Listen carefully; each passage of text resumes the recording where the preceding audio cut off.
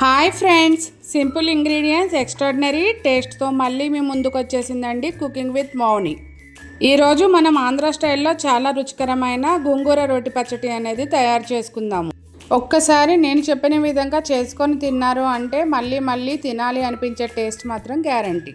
Cooking ప్రాసెస్లోకి వెళ్ళేటప్పుడు ఒక చిన్న రిక్వెస్ట్ అండి, మన వీడియోని మొదటిసారి చూసినట్లయితే సబ్స్క్రైబ్ చేసుకోండి, అదేవిధంగా లైక్ చేయండి. ముందుగా స్టవ్ అనేది ఆన్ చేసుకొని ఒక కడాయి అనేది పెట్టుకొని ఇందులో ధనియాలు ఒక 3 స్పూన్ల వరకు వేయించుకోవాలండి. వేయించుకొని పక్కన పెట్టుకోవాలి. ఇదే కడాయిలో మరొక 2 స్పూన్ల వరకు తెల్ల నువ్వులు అనేది యాడ్ చేస్తున్నాను. ఇవి కూడా వేయించుకొని పక్కన పెట్టుకోవాలి. మరలా అదే కడాయిలో ఒక 2 స్పూన్స్ ఆఫ్ ఆయిల్ అనేది యాడ్ చేస్తున్నాను. నేను కొద్దిగా పల్లీలు అనేది యాడ్ చేస్తున్నానండి.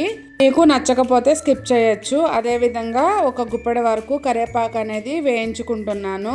కరివేపాకు కూడా ఎర్రగా వేగాక పక్కకు తీసుకోవాలి. అదే కడాయిలో 100 గ్రాముల వరకు ఎండుమిర్చిని కూడా యాడ్ చేస్తున్నాను. వీటిని కూడా కొద్దిగా ఎరుపు రంగు అనేది వచ్చేంత వరకు వేయించుకొని పక్కకు తీసుకోవాలి. ఇప్పుడు మళ్ళీ అదే కడాయిలో 1 స్పూన్ వరకు ఆయిల్ అనేది యాడ్ చేస్తున్నానండి. నేను గోంగూర ఆకుల్ని ముందుగానే కట్ చేసుకొని కడిగి ఆరబెట్టుకున్నానండి. ఇప్పుడు ఈ గోంగూరనంతా కూడా ఈ యొక్క కడాయిలో వేసుకుంటున్నాను. అదేవిధంగా ఒక 1/2 స్పూన్ వరకు సాల్ట్ అనేది యాడ్ చేస్తున్నానండి. అదేవిధంగా ఒక 1/2 స్పూన్ వరకు పసుపు కూడా ఇందులో యాడ్ చేస్తున్నాను. గోంగూర అనేది పూర్తిగా మెత్తబడే వరకు వేయించుకుందాము.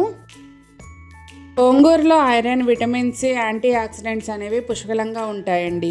ఇవి ఇమ్యూనిటీ పెంచడంలో, డైజెషన్ ఇంప్రూవ్ చేయడంలో మరియు ఎనర్జీ లెవెల్స్ మెయింటైన్ చేయడంలో సహాయపడతాయి. గోంగూర అనేది పూర్తిగా మగ్గిపోయిందండి. ఇప్పుడు రోటి పచ్చడి అనేది చేసుకుందాం. ఇక్కడ మనం ఉపయోగించేటటువంటి పల్లీలు మరియు నువ్వులు అనేవి హెల్తీ ఫ్యాట్స్ అండి మరియు ప్రోటీన్ అందిస్తాయి.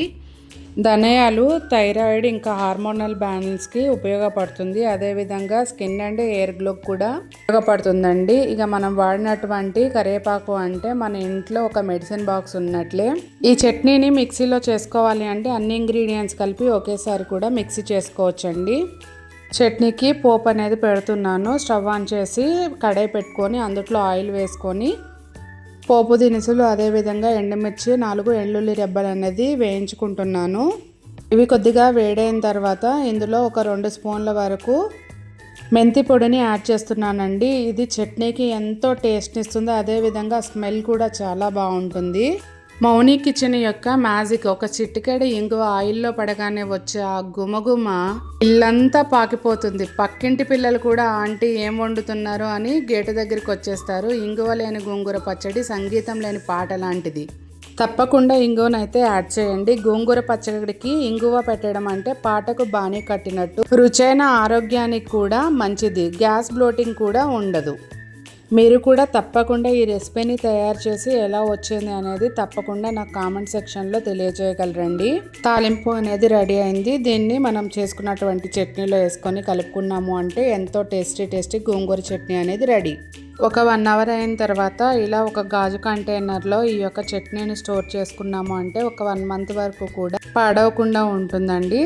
చూస్తున్నారు కదండి, రుచికరమైన వంటలు, ఆరోగ్యకరమైన జీవితం. ఇదే కుకింగ్ విత్ మౌని. వీడియో నచ్చితే లైక్ చేయండి, షేర్ చేయండి, సబ్స్క్రైబ్ చేయండి. Thank you.